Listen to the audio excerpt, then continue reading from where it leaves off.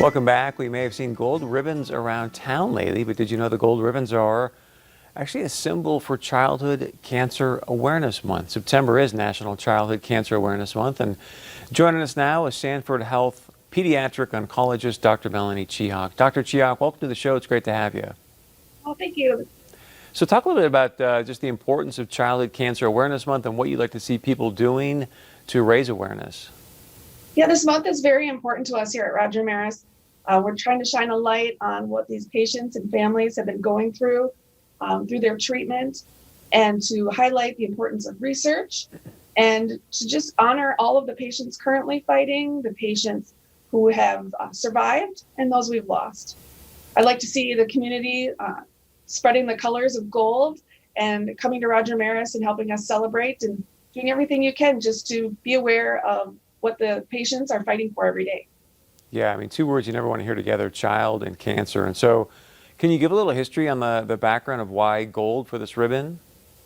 Yeah, I believe it was 1997, actually. A group of parents got together to pick the color that would best represent childhood cancer. And the idea is that gold is such a precious metal, and so are our children. So we thought it was a perfect representation, and it's been our symbol ever since. You know, you mentioned raising awareness, and obviously we want to do more with research. Any kind of new research or anything that you're kind of going, hey, this may have some promise here for our kids? Yeah, some of the things that we're seeing more in our upcoming protocols and treatments for children involve immunotherapy, biologics, and a lot more personalized medicine, looking at the genomics of someone's cancer and personalizing their medicine that's specific to their cancer. I mean, I can only imagine you as a doctor, what you see, and you know, your bedside manner is trying to work with families. Kind of walk us through a little bit about that, or maybe a story that you want to share to help us to be able to relate more to it. Yeah, it's absolutely life-changing. Even as a physician, I've never been a parent of a child with cancer, but just witnessing what these families go through, their entire life just stops. And it's a complete change in the trajectory of what they've planned for their life. Many of our leukemia patients, when they're diagnosed, everything was normal up until a week before.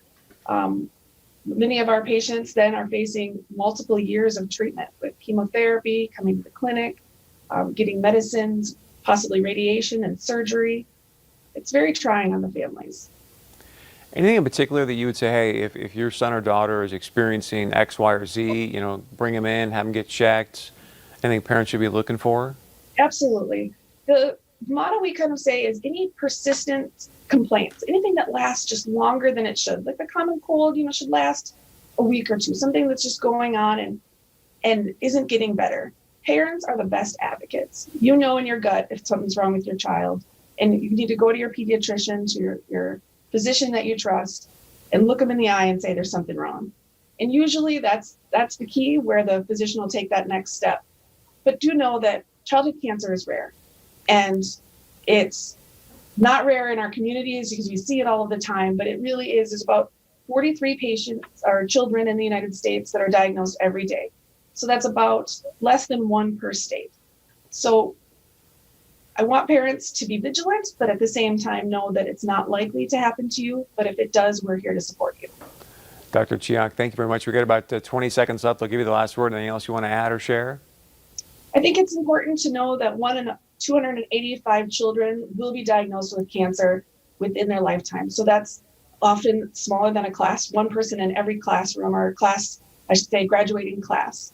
So it's something to know about and something to support if you ever need a charity or a group of families to support. Good stuff.